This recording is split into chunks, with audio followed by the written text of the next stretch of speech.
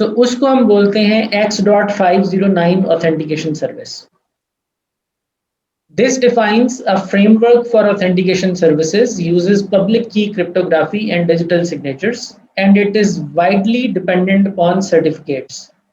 X.509 certificate. What is a certificate? Certificate is nothing but an electronic document और उस digital certificate के अंदर मुख्तलिफ फील्ड्स होती हैं और हर फील्ड के आगे कोई ना कोई वैल्यू पड़ी हुई होती है. सो फॉर एग्जांपल इसके अंदर वर्जन है कि ये वर्जन कौन सा है सर्टिफिकेट्स का. इसके 3 वर्जन एग्जिस्ट करते हैं, उनमें ये लिस्ट ऑफ एट्रीब्यूट्स बढ़ते जाते हैं. तो लेट्स से ये वर्जन 1 है. सीरियल नंबर क्या है जी सर्टिफिकेट का? कोई हर सर्टिफिकेट को यूनिक वैल्यू प्रोड्यूस करके दी जाएगी. इसका सिग्नेचर का एल्गो कौन सा इस्तेमाल हुआ है? लेट्स से जी वो RSA इस्तेमाल हुआ है. इसका इशूअर कौन है? किसने उस एल्गो को रन करके कैलकुलेशंस की हैं? तो हम कहते हैं जी इसका इशूअर है लेट्स से सिस्को कंपनी ने ये किया है.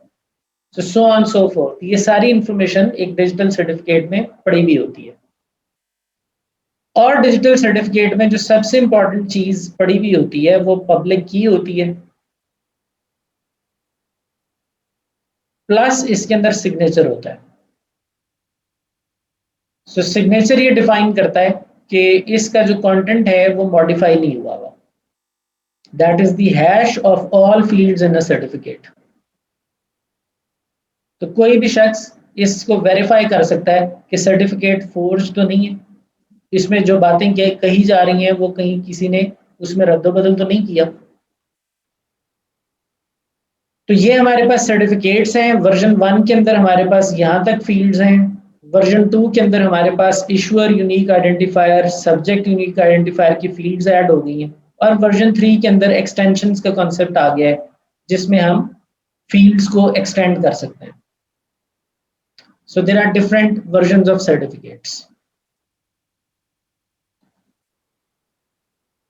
Certificate obtain करने का क्या प्रोसेस है? Let's talk about that. Any user with access to CA can get any certificate from it. यानी CA जो है that is basically a server. It may be a Microsoft server 2016 और उसके ऊपर आपने सर्टिफिकेट की सर्विसेज रन की होंगी. एक पूरा का पूरा एक प्रोग्राम है जो उसके ऊपर रन हो रहा होगा. जस्ट लाइक आप किसी भी सर्वर के ऊपर DNS की सर्विस रन करते हैं, आप DHCP की सर्विस रन करते हैं, आप उसके ऊपर सर्टिफिकेट की सर्विस रन कर सकते हैं. So once you configure your certificate server, then party A can access the CA server and request a certificate. Result में CA सर्वर उसको ग्रांट कर देगा सर्टिफिकेट और इस सर्टिफिकेट को फिर पार्टी A यूज कर सकती है with other parties for communication purposes. So ये अपना सर्टिफिकेट इसको सेंड करेगी पार्टी A पार्टी B को. पार्टी B इस सेंड हुए हुए सर्टिफिकेट को यहाँ पर वेरीफाई करेगी सर्टिफिकेट की. उस वेरिफिकेशन के लिए पार्टी B को इस सर्टिफिकेट अथॉरिटी से कम्युनिकेशन करनी पड़ेगी, which we will see shortly.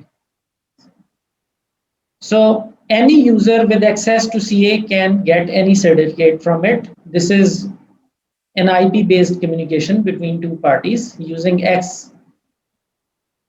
X.509 standards. और यूजुअली इनके दरमियान जो हम कम्युनिकेशन यूज करते हैं वो HTTP प्रोटोकॉल के जरिए कर रहे होते हैं. Only certificate authority can modify a certificate once it is granted. Later on, nobody else can modify. कोई और इसको forge नहीं कर सकता. Certificate authority की hierarchies हो सकती हैं.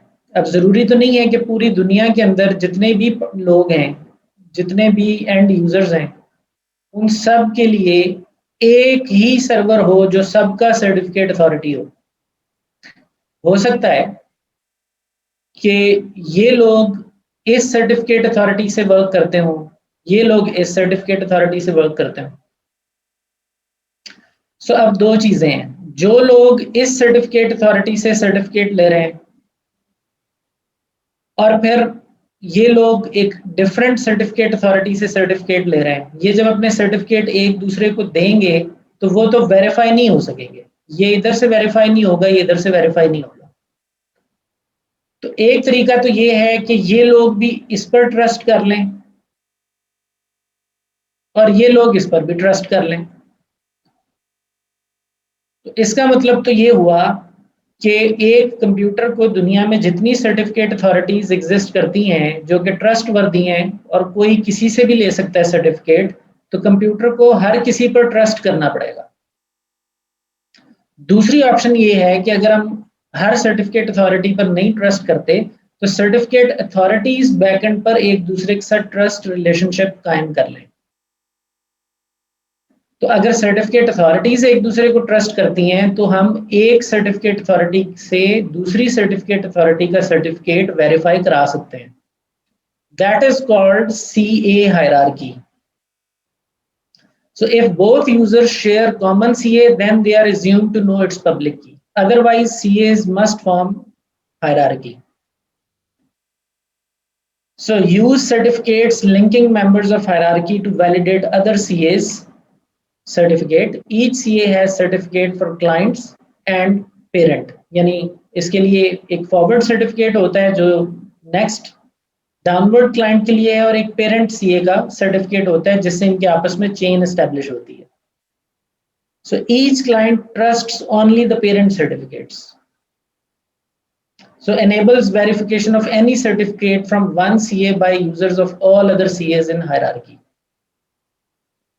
So like you can see कि यहाँ पर हमारे पास एक रूट सर्टिफिकेट अथॉरिटी है, उसके नीचे ज़ेली सर्टिफिकेट अथॉरिटीज बनी हुई है। These are all subordinate certificate authorities और ये सब एक दूसरे से पिछले को ट्रस्ट कर रही हैं और इवेंचुअली रूट को ट्रस्ट कर रही हैं। अब अगर कोई मशीन इससे सर्टिफिकेट ले ले, कोई मशीन इससे सर्टिफिकेट ले ले और बाद में ये आपस में उन सर्टिफिकेट्स का तबादला करें तो वो वेरीफाई हो सकते हैं अगर इनके इन सर्टिफिकेट अथॉरिटीज ने ट्रस्ट एस्टेब्लिश किया हुआ है इवेंचुअली एक कॉमन सर्टिफिकेट सर्वर के ऊपर। That is called a CA chain. जहां सर्टिफिकेट इशू होते हैं वहां सर्टिफिकेट रिवोक भी होते हैं। तो सर्टिफिकेट रिवोक का मतलब ये है कि एक सर्टिफिकेट अथॉरिटी ने एक सर्टिफिकेट को इनवैलिड करार दे दिया। उसकी क्या रीजन हो सकती है? वैलिडिटी पीरियड एक्सपायर हो गया है, सर्टिफिकेट्स 1 साल 2 साल 5 साल 10 साल जितना आप चाहें उस टाइम के लिए इशू होते हैं। अगर वो क्लॉक उससे आगे चली जाए तो वो सर्टिफिकेट एक्सपायर तस्वर होता है, रिवोक्ड तस्वर होता है।